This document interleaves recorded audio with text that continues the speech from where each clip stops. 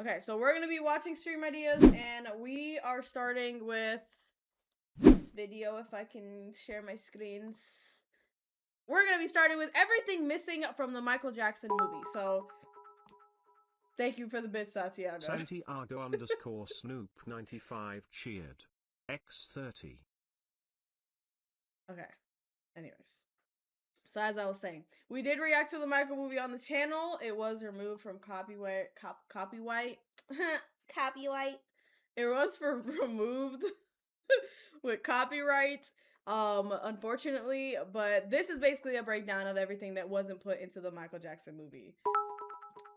Donnie, thank you again for the bits, boo boo. Thank you, boo boo. Donnie1 underscore cheered. X22. Dang, Donnie, relax. Donnie is going crazy with the bits. Thank you, Donnie. I appreciate it. Donnie1 underscore cheered. X12. Cloak said, my first time here, I usually be on YouTube watching eating food, not gonna lie. Look, right now I'm starving, so don't tempt me, because I will go get some food right now and eat it right in front of y'all. You know I never cared. Okay, anyways, let's watch this.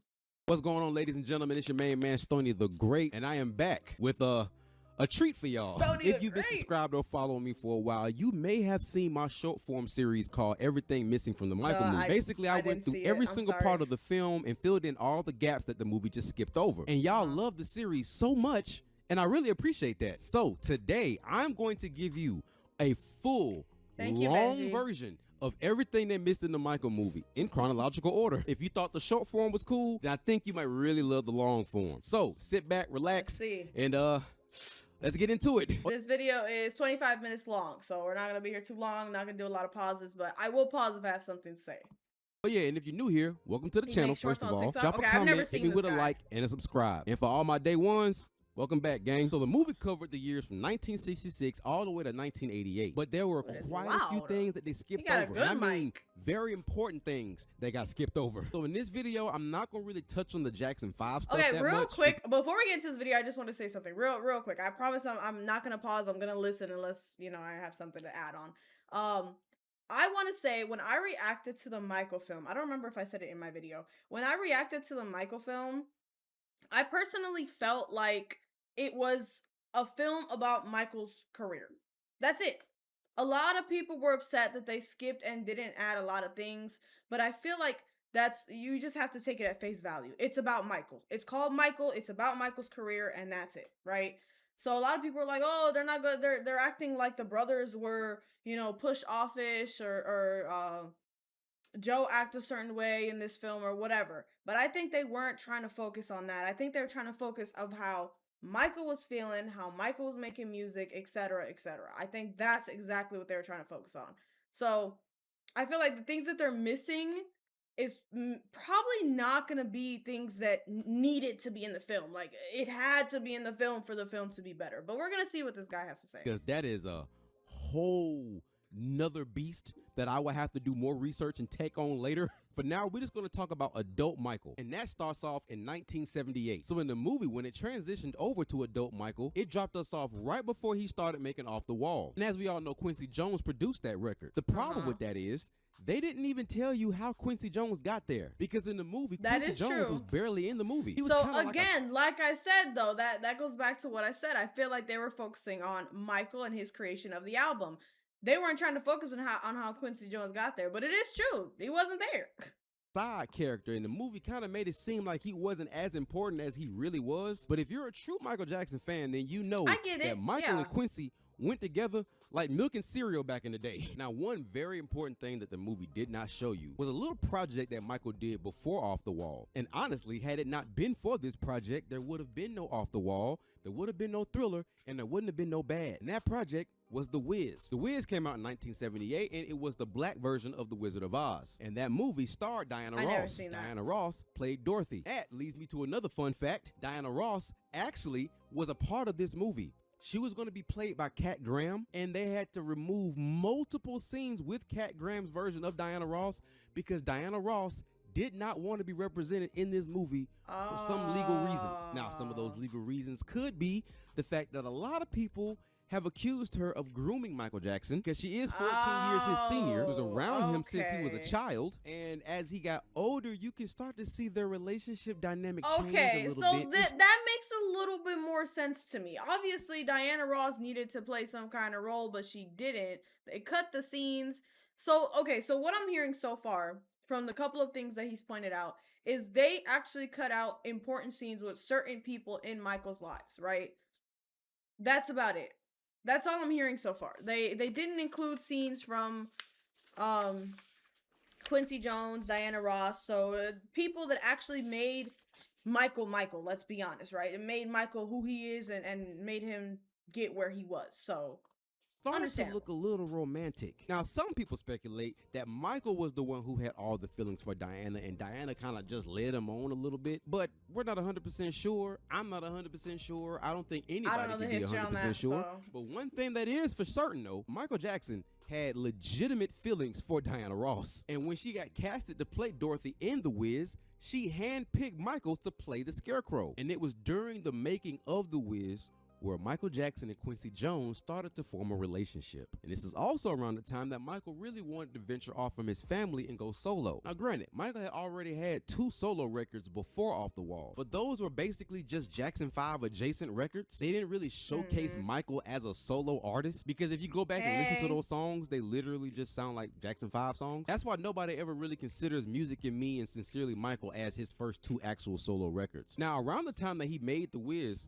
another thing that the movie didn't show you is that Michael wasn't even living at Havenhurst at the time. He was actually living in New York City by himself without his family. The only person who lived with him, I think, was his sister LaToya. This is also around the time that Michael was going to Studio 54 a lot. I didn't even know that. Was this big club back in the day, so and it was sick. I am wondering though, why did they not include The Wiz in anything Michael related? Because the Wiz wasn't only not included in Michael, it also wasn't mentioned in the Jacksons and American Dream, which we also reacted to on the channel. So you guys are saying probably because of Diana. I'm wondering if that is the case, because like I said, the Wiz, I feel like that is a pretty big part in Michael's career, his build up to his career, right? I didn't even know he was in the Wiz. I didn't even know the Wiz was a movie, truthfully. I've never seen that movie, so very interesting. Sensational. The footage of Studio 54 looks crazy. I just wish I had a time machine so I can go back and just turn up one night in that damn place. And yeah, surprisingly, Mr. Shy, reserved, reclusive Michael Jackson was one of the main people at Studio 54 dancing his ass off. I like the atmosphere of Studio 54. I've been to a lot of discotheques and I don't like them. What's the difference? But unfortunately, once again, a lot of those Studio 54 scenes included Diana Ross, and they couldn't use it. But around this time, Michael and Quincy got together for the Off the Wall album. So they handcrafted she a whole played new a sound. big part Michael with wanted Michael something and a little got bit more mature. He was trying his hardest to break away. Why are y'all? I hate y'all. Stop. My mouth is not functioning English right now, okay? My brain is a little few steps behind. Don't make fun of me. Copyright. What is wrong with me? Anyways, so Diana obviously played a big part in Michael's life, right? And they couldn't include her for many, many reasons. L words. Fuck you. I'm trying. Look, I just have to stop. I have to drink some water, right? I gotta breathe, you know?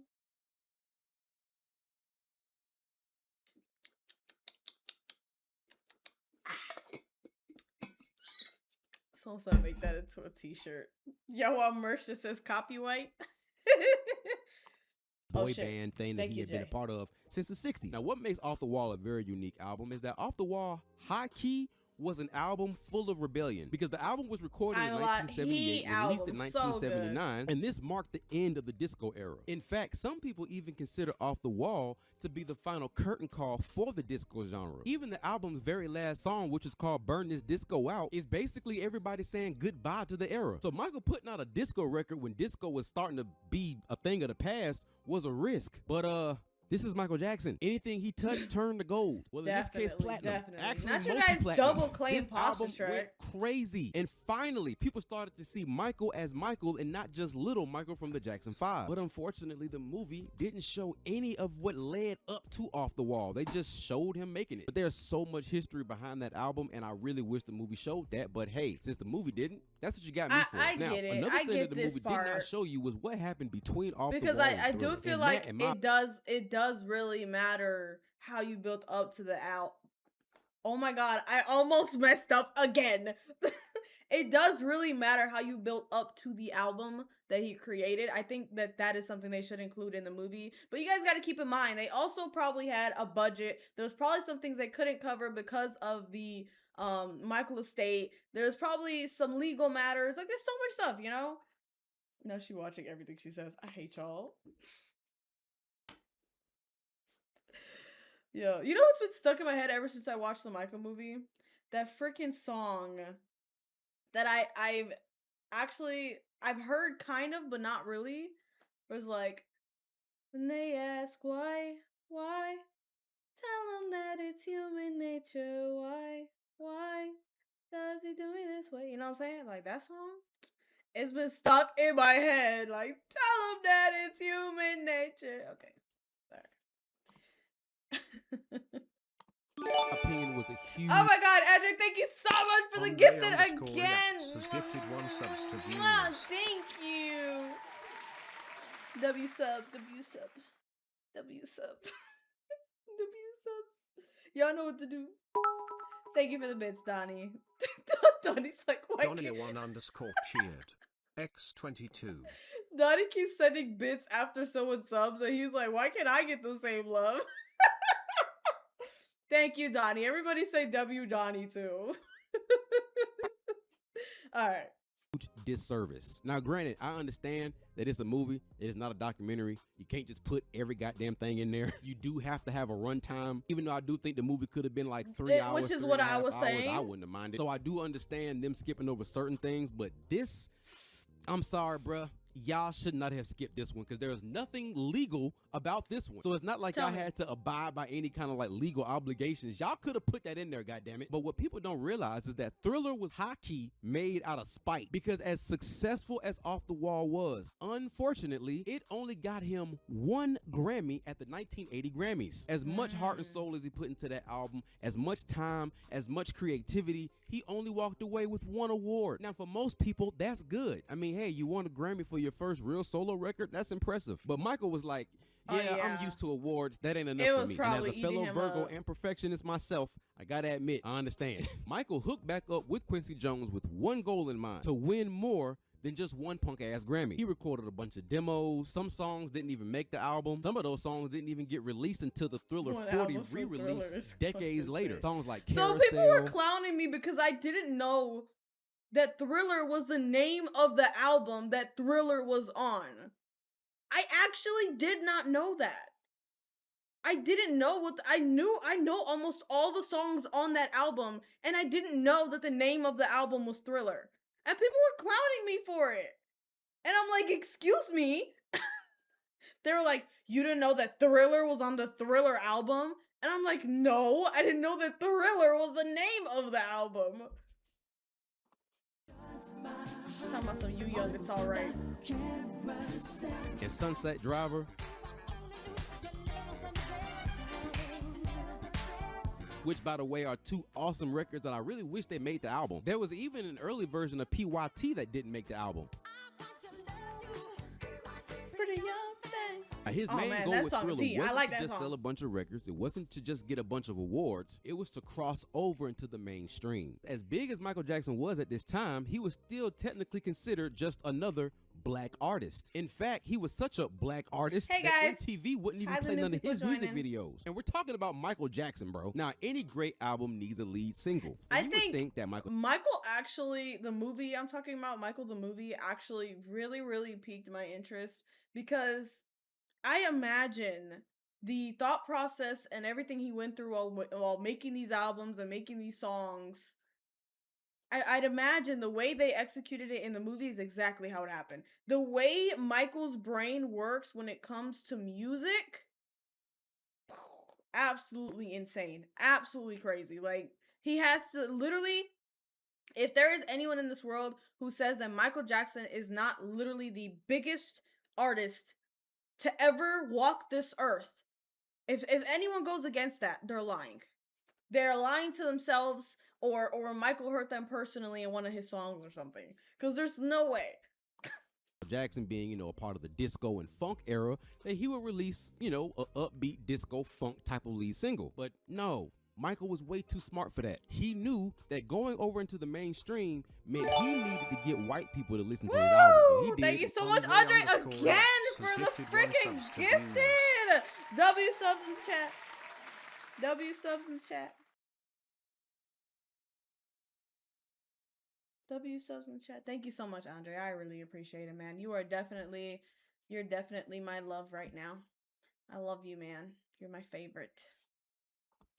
Any genius would do. He hooked up with a legendary white dude, and that white dude just so happened to be Paul McCartney. Paul McCartney just so happened to be a part of the most famous white group in history, the Beatles. He and Paul McCartney did a duet Paul called McCartney. He used that as the lead single for Thriller. And if you've listened to Thriller, I really hope you have, because you shouldn't be here if you haven't. You'll notice that The Girl Is Mine doesn't even fit on the album sonically. Every song on that album fits, but true. The Girl Is Mine just kind of feels random. It wasn't random, it was all strategic. This isn't the first time that him and Paul McCartney made a song together, because Paul McCartney and Michael Jackson also have a duet on Paul McCartney's album called Say Say Say. And to be perfectly honest, I wish they switched, because Say Say Say is fire. I do not like The Girl Is Mine that much. It's okay, but Say Say Say, chef kiss. But anyway, wait, hold on real quick. I want to hear that, because I don't think I've ever heard that song. Wait, I don't think I've ever heard that song. I feel like that's something, okay, I'm starting to agree with this guy a little bit more, actually, because I feel like that is something that they should have included. If that, that one song, The Girl Is Mine, made that much of a difference on that album, why would they not include that it was created, how it was created, right? Oh, wait, I think I have heard this song. Yo, I have heard this song. I did not know Michael was on this song. That's Michael Jackson, and I didn't even know. Bro, that's insane. Hold on. Oh my freaking God.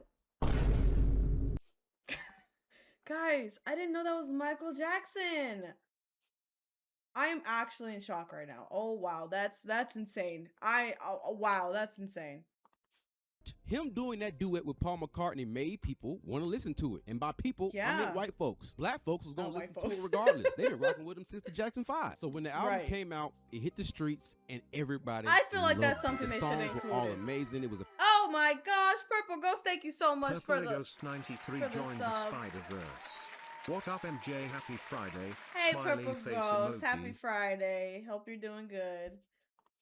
fairly short album, only had 9 songs, easily digestible, and the record started flying off the shelves, bro. Thriller was going so crazy that at one point during the 80s, they were selling 1 million copies a week. Bro, that's platinum a week for multiple weeks, bro. Then the second single from the album came out. That single was Billie Jean. But MTV was the main source for video entertainment. But unfortunately, Michael Jackson was black, and MTV didn't give a damn how good the music was. If you was a Negro, they wasn't playing you. But Michael Jackson, having so much star power, he ended up forcing his label head to blackmail MTV to get his music video played. And Nate the Great, thank you so much for the sub. Thank you. Oh no, Andre, that's you gifting again. Thank you, Andre, for the gifted. I have to start looking up. I keep looking at who subbed instead of looking up. Thank you so much, Andre, for the gifted.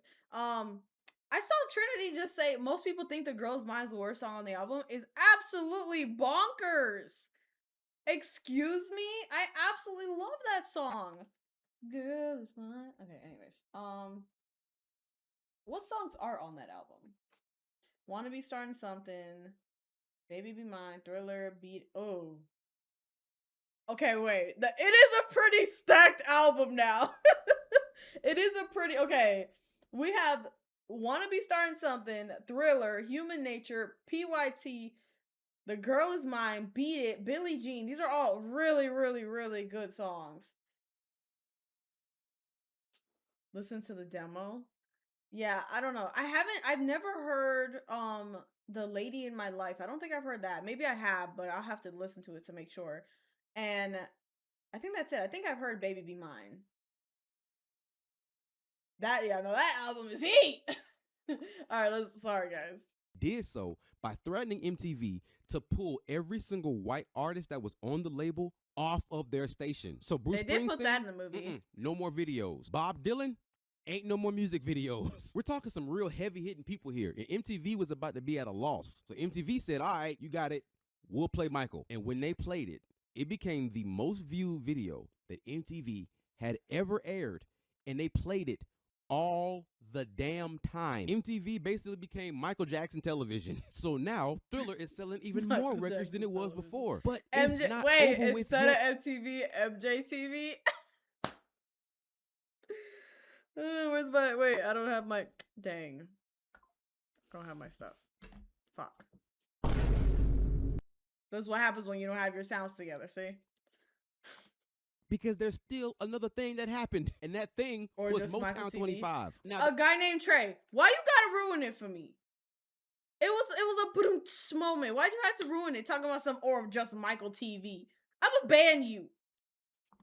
They did show Motown 25 in the movie, but let's be honest, they kind of just threw it in there as like a highlight. They didn't talk about the things that happened leading up to that show and what came after it. So here's a quick little breakdown of Motown 25. Motown 25 was a show that Berry Gordy, who was the owner of Motown, came up with. It was the 25-year anniversary to celebrate the label. So as a result, he wanted to bring back all of the legends that were on the label so they could celebrate their music. This included Diana Ross, Marvin Gaye, Stevie Wonder, the Jackson 5, and of course, Michael Jackson. Now, at this time, Michael, once again, as we all know, was trying to separate himself from his Jackson 5 and the Jacksons era. He wanted to be on his own. So he actually was not going to do the show. But there is no way you can do a Jacksons reunion without Michael Jackson, especially since they were bringing Jermaine back, who actually had stayed on Motown in 1975 when everybody else went on to Epic Records. So this was the first time that all six brothers would be performing together. This is a monumental moment. You can't do this without Michael. So Michael came up with an idea. He told Berry Gordy, hey, listen,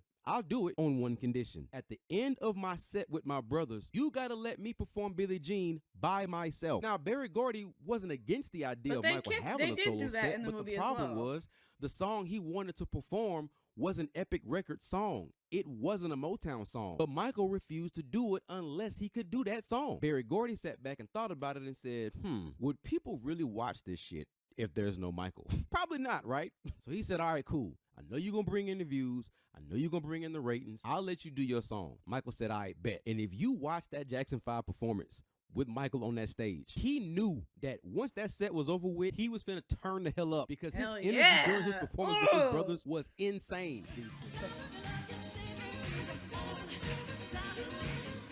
Then his brothers left the stage and Michael stayed up there by himself. And he gave a little quick speech that went a little something like this. I love those songs. Those were magic moments with all my brothers, including Jermaine. I like those songs a lot, but especially I like the new songs. The new song. Ooh, imagine that moment.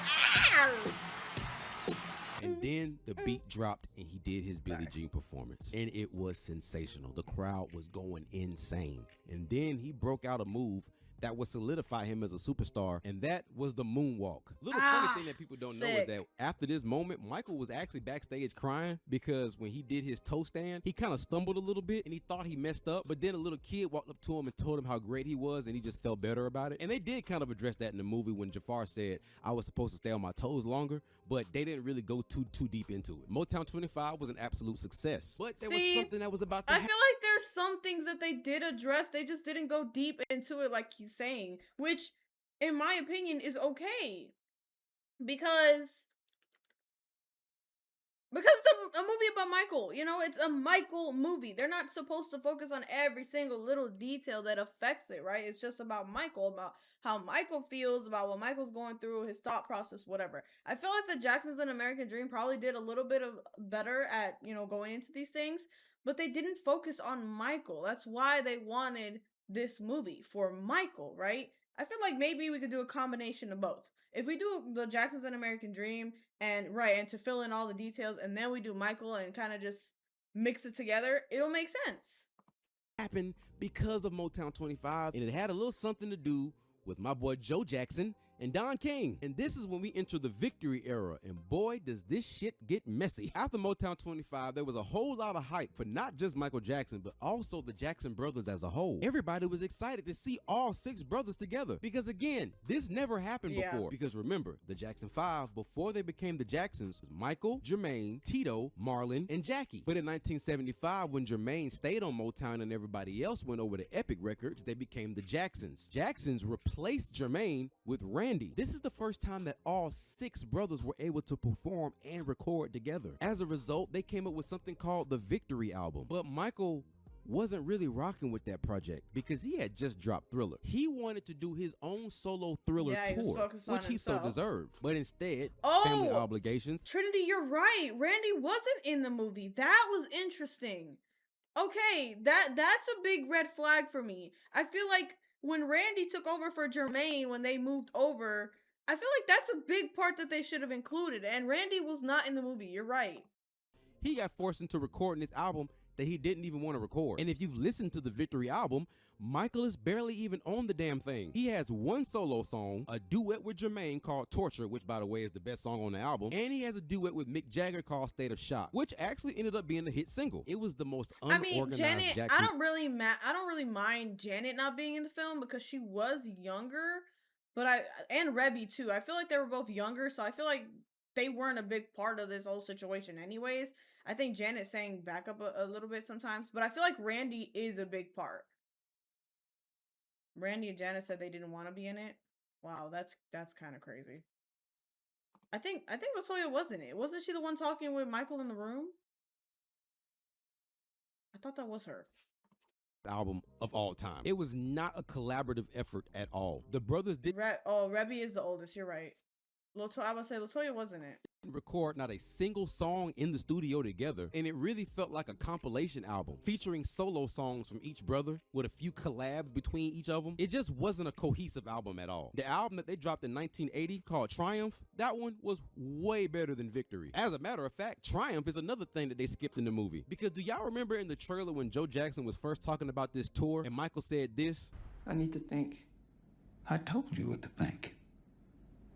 See, originally, I thought that he was talking about the Victory tour when he said I need to think. In actuality, he was talking about the Triumph tour, because Triumph came out 1 year after Off the Wall, and Michael wanted the tour for Off the Wall too, but he couldn't because Joe made him do the Triumph tour. Triumph is the album that has everybody's favorite song on there, Heartbreak Hotel. Heartbreak Hotel was actually supposed to be performed in the movie. It was recorded, but for some reason, they took it out. I'm so tired of hearing about the stuff that they took out of this movie. Yeah, I swear, the director's cut questionable why they took so many Naturally, things of course, out. when it was time for the Victory tour, Michael did not want to do that. Joe Jackson and Don King had this whole scheme planned out. Mind you, Don King was a boxing promoter, and he was a known scammer. He wasn't really a good businessman, and he had never done anything in the music industry before. But Michael, having so much loyalty to his family, he didn't want to let them down. And in order to help fund and promote the Victory tour, Don King came up with the idea of the Jacksons collaborating with Pepsi. Michael didn't even drink soda, let alone Pepsi. And Pepsi was actually a struggling brand. One of the first things they did with Pepsi was a Pepsi commercial. Pepsi commercial in 1984 is unfortunately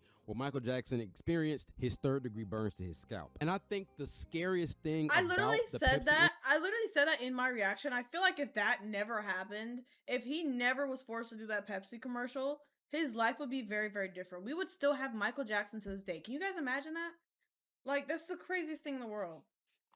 Incident was that it marked the literal halfway point of Michael Jackson's life, because the same amount of years, months, weeks, and days that passed from his birth up until the Pepsi incident was the same amount of years, months, weeks, and days that passed until he died. That was literally 50% of his life, bro. Easily the creepiest Michael Jackson fact of all time. Pepsi incident happened early in 1984. The Victory tour started that summer of 1984. So Michael was on stage 6 months after that incident. And there's even some concert footage where you can see he's not healed up there. And the promotion for the Victory tour was a hot ass mess, bro. First of all, tickets for most top acts at the time was like $15, $20 max. Bro, the Victory tour tickets were going for $30 to $40, and most people in the beginning had to buy them in a set of 4. And you couldn't just go to a ticket booth and buy tickets. You had to use a mail-in system to request tickets. And a lot of people didn't even hear back from the mail-in system. So many fans felt isolated because they couldn't afford them. The mail-in system just wasn't working. And unfortunately, with Michael Jackson being the biggest name attached to this tour, everybody blamed him. If the ticket prices were too high, it was Michael's fault. He couldn't get in through the mail system.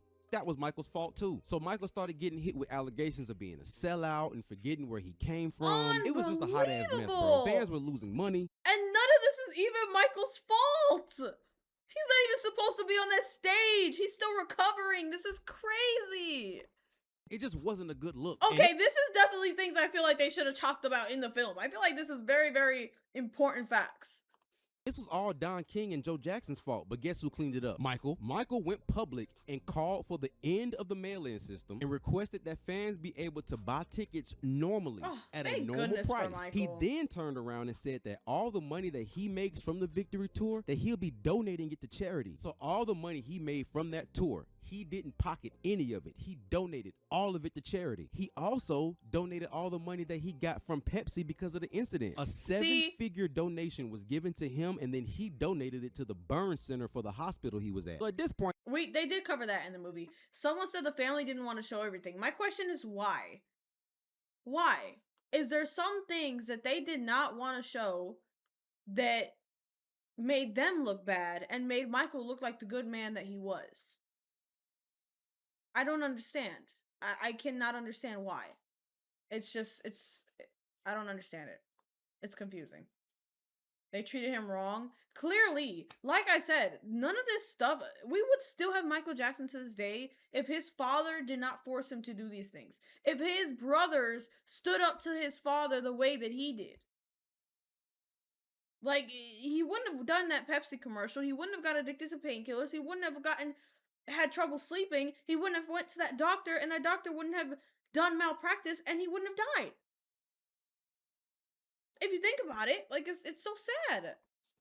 Mike is just getting his ass whooped left and right for free. But hey, with an album like Thriller, you don't need no damn money for real. You know what I'm saying? One of his brothers dang him out the window. Crazy. Then the Victory Tour started on July 6th of 1984. That might just be brother things. When you do a tour for an album, you kind of promote that album, you know, by like performing the songs from the album. That ain't what happened with the Victory Tour. The album dropped July 2nd, 1984, and they started the tour 4 days after that. Not a single song from the Victory album was performed on that tour. The reason for that is that Michael didn't want to show up to rehearsals for none of the songs. But if you listen to the Victory album, then you would know that Michael was barely even on the damn thing. So what would there have even been to rehearse? I mean, what besides Torture and the song he did with Mick Jagger? As a result, the Victory Tour basically just ended up being and let's be honest, featuring the Jackson 5. I was saying, let's be honest, Michael is the main attraction whether they like it or not, right? So they can't perform an album that Michael's barely on if they need Michael to be the face of the tour, right? The whole set list was full of off-the-wall songs, Thriller songs, Jackson 5 songs. Jermaine made a whole diss track on Michael and said he bleached his skin. That's not real. I don't believe that's real. Have I been misled this entire time, thinking that maybe I thought that maybe Joe Jackson was the only one that was horrible and the only one that abused Michael? You're telling me the entire family mistreated him? No. Are you kidding me? That's horrible. Main solo songs and a couple of the songs they did during the Jacksons era. As big of a tour as this was, it only lasted 6 months and it concluded in December of 1984. And that's when Michael got on stage and said, yeah, I ain't doing this shit no more. On the very last night of the Victory Tour, Michael Jackson got on stage, grabbed that microphone, and told the whole crowd, against his family's knowledge, that this is the last time that they'll be on tour together. Listen up. I'd like to say, this is our last and final tour. I think this is our farewell tour. Y'all been wonderful. It's been a long 20 years. Thank you, Andre. And we love you all. In the movie, Did y'all just hear my voice crack? That was disgusting. I was saying thank you to Andre. I said, thank you, Andre. Oh my God. I'm a grown woman. Oh my God. That was embarrassing. Anyways, LaToya called MJ and Pedro on interviews with beef with Jermaine wasn't that serious. LaToya lied about Michael during the accusations against him in the 90s. Wow. Dude, do you guys realize that when it comes to celebrity families, there's some very dark shit happening behind the scenes.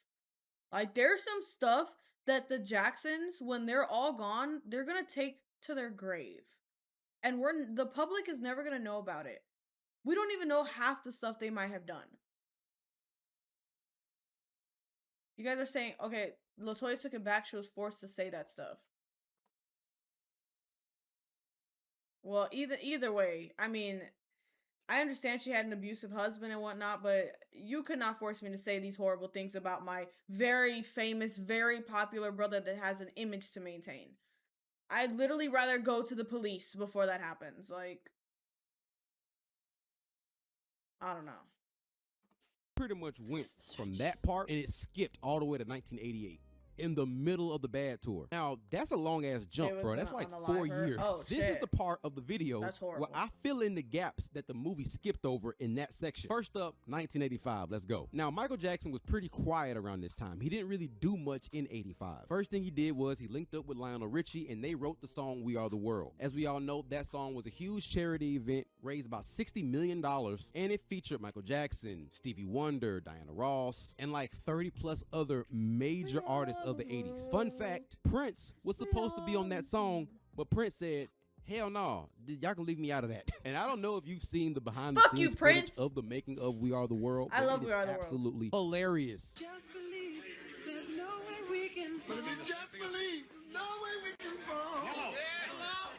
This was also the year that Michael Jackson became more than just a pop star. He became a music mogul because this is the year that he purchased ATV Publishing, which gave him control of over 250 plus Beatles songs, and it gave him power over 4,000 other songs. And some of these songs were some of the most licensed songs in history. So every time those songs got used for background music in a movie, got used for a commercial, got sampled, anything, Michael got a cut of that. And this move made him one of the most powerful artists in the music industry, if not the most powerful. And the real funny story about this is that he actually got this idea from Paul McCartney. Back when they were working on The Girl Is Mine and Say, Paul McCartney was teaching Michael Jackson about publishing and ownership. Paul McCartney in 85 put in a bid to own that catalog, but Michael Jackson ended up outbidding him. So he got the game from Paul and then beat Paul at the game that he taught him. Naturally, of course, this is when Michael Jackson put a target on his back. The industry was not rocking with that. This is a black dude who is like the most powerful artist in the industry. No. This ain't going down. 1985 was kind of a quiet year for Michael. He didn't really do too much, but most of what he did was behind the scenes. And the same thing goes for 1986. Around this time, Michael Jackson actually got diagnosed with lupus. Cheered. X20. Michael got the Beatles album for $64 million. I want to say that's it, but then y'all gonna be like, 64 million, that's it. But I feel like that's not a lot, especially for someone as big as Michael Jackson. Like, at that time, I don't know if he made any money from being in the Jackson's 5, but I'm sure he made something. And he had, what, 2 successful albums at that point? 2, 3 successful albums at that point? That is nothing! Someone said back then? Oh, yeah. Okay, yeah, okay, if you think about it with inflation and whatnot, okay, it definitely was probably a lot back then. Okay, sorry. I digress. Amongst a bunch of other health problems that he was having. Unfortunately, that burn incident somehow flared up a lot of other issues that he was having. It flared up his lupus. Warlord, you might want to be careful what you say, buddy. They're listening. Be careful. We know what be going down in the industry. Trust me, but you gotta, you don't want to get whacked. It actually made his vitiligo really kick into gear, because this was the year that Michael started to look a little funny. Lupus gives you something called moon face when you're going through treatment, makes your face look real puffy and swole, and Mike just looked kind of odd. Like, he just looked like he just wasn't his healthy self, and this kind of made him stay further out of the light. He became more of a recluse. This is when those weird allegations from the media started happening, saying that he was sleeping in a hyperbolic time chamber or something like that, and saying that he like slept with animals and saying that he took hormones to make himself sound like a girl. And this was when the term wacko jacko started to be used. 1986 actually wasn't as quiet as it may have seemed, because again, everything he was doing was behind the scenes. Back in 85 is when he actually filmed. That's okay. Now I'm seeing the bigger picture. Anything that has even a remotely negative background with Michael Jackson, the family decided to not include it in the film. When in reality, these negative backgrounds really matter because they build up to the bigger picture of who Michael Jackson was. Like, you have to talk about the fact that people were sitting here calling him Wacko Jacko and then explain why that was happening. You know what I'm saying? You gotta tell them, like, people were calling him this, this, and this, but it was because he had lupus, he had vitiligo, he was on medication from the severe burn that he had to wear wigs. We're supposed to talk about these things. Like, the Captain EO short film. That short film was released in 1986, and Captain EO featured the very first song that will be featured on the Bad album, because we all know this song, right? That song, released on the Bad album in 1987, was actually recorded. See, he must have had to cut that out for copyright reasons, because that song was not, I don't know what song you're talking about, buddy. Recorded in 1985 and was featured on Captain EO.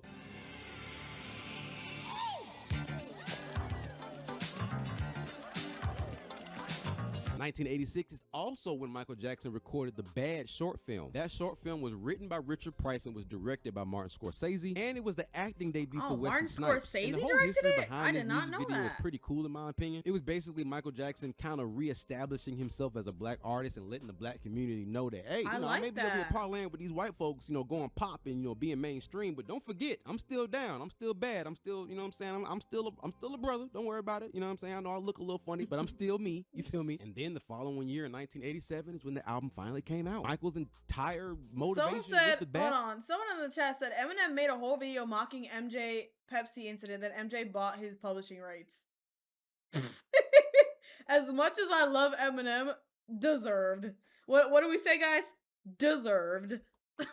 That album was to outdo Thriller, as crazy as that fucking sounds, because how in the hell can you outdo Thriller? And even though on the charts Bad didn't sell as much as Thriller, Bad was nowhere near a flop. In fact, it broke a record that Thriller didn't even break, because Bad was the very first album in history to have 5 #1 singles off one album. He had a whole new look. This was the late 80s. He wasn't rocking the sequin jackets and the tuxedos no more. It was all about buckles, zippers, dark colors, real rock star, punk, heavy metal kind of thing, hip-hop inspired, all of that. It was a whole new vibe for Michael. As great as he was, Michael was still a student of the game. He knew he had to adapt no matter how great he was. And his ability to adapt is what made him so great. And also, with the Bad I feel like Michael would have adapted for a long time. He would finally get what he wanted with Thriller and what he wanted with Off the Wall, which was his first solo tour. Michael Jackson had been in the game since he was 5 years old. And it took him almost until he was 30 years old to finally get his own solo tour. And if you listen to the Bad album, you can tell that it was produced to be in concert. The production was louder, the instrumentation was much more bolder. Even the way the album runs in the track list, it sounds like a concert. And that's exactly what he got. Many people see Michael Jackson's Bad era as the peak of Michael Jackson, because this is when he finally was like fully in his MJ bag, you know what I mean? His dance moves were sharper than they ever been. His energy was different. He was fully free. No more family obligations. It was all about him. And his Bad tour performances across the board are some of his best onstage performances you will ever see. The Bad tour lasted from 1987 all the way until January of 1989. And the movie dropped us off right in the middle of 1988. Did you know that Michael didn't win a single freaking Grammy for the Bad album? He was nominated for like 4 of them and didn't win one of them. Absolute snub fest. I'll have to talk about that separately because that technically ain't a part of the movie. Yeah, man. That pretty much concludes it. This long ass yap session basically just filled in all of the gaps in the Michael movie. 1978 all the way until 1988. Everything that they did. Oh shit! Elizabeth Queen. Gifted a sub to Paul Thank you, baby. Thank you. Thank you for the 5 gifted, Elizabeth Queen. I appreciate you, girl. Elizabeth Queen I think you're a girl because your name's Elizabeth. Has gifted 5 subs to viewers. Thank you so much. I appreciate that. Let me see if there's anything left. Did not include in the movie. I included it for you. So hopefully you learned something today. And for those of my fellow moonwalkers who already knew this, I'm glad you tuned in and watched it anyway. Ladies and gentlemen, that concludes everything they missed in the Michael movie in chronological order. Appreciate you. Okay, that's it. Okay, that's everything. So my overall thesis or summary of this, right? It seems that my chat is telling me that the family did play a part in this movie. So it seems that there's a lot of things, obviously legally, that they could not include. And then there's a lot of things that they didn't want to include because they don't want to go back to that or address it. I feel like it's a lot of negative things. Even if it's not things that Michael did, it's definitely things that happened to Michael that they seem to not want to talk about. So as I was saying to my chat, I feel like this family has a very, very dark past. And I don't think we're going to actually ever be able to get a full-blown covering everything type of movie because they're trying to hide a lot of stuff. They are never going to give us a movie that we can 100% say everything is factual because they don't want us to know all the facts. So I think if we take the movie at face value, even after getting this information, even if we take the movie at face value, I think it is still a good movie about Michael. I just think that obviously there's some details that they should have covered and they didn't. Someone said you gotta include the good and bad to have a truly good story. Exactly. I mean, think about actual life, right? Michael was a real person. He's not no fictional character. If you think about your life, there's a lot of good and bad things about your life that shaped where you are today. Me, for example, I'm a semi-successful content creator, right? And there's a lot of good and bad things I have been through and I have done to get where I am right now. So I think now, after a lot of conditioning, I'm a good person, right? I try to be a good person. I try to do good things. But you have to include all of those little nitpicky details in order to actually have a good story. So I think the film, after watching this, if I have to alter my... Someone said I'm a mafia boss. You never know. Anyways, if I had to alter my rating of the film, I don't know. It's still a good film to me. I would still give it at least an above average rating, maybe like a 8 out of 10. But knowing that there's a lot of details that they missed out, it kind of does bother me a bit. Thank you all of you for saying I'm a good person. You guys don't even know me. I could have like people in my basement or something. Where's my sound? Shit, I'm blind. I don't even know where my sound is. It don't matter. I have no idea where it's at. Oh, it's right here. Hello. I was gonna say, you guys don't know I probably have people in my basement. Basement, very specific, MJ. They're in the crawl space. With my Christmas tree. Alright, let me stop.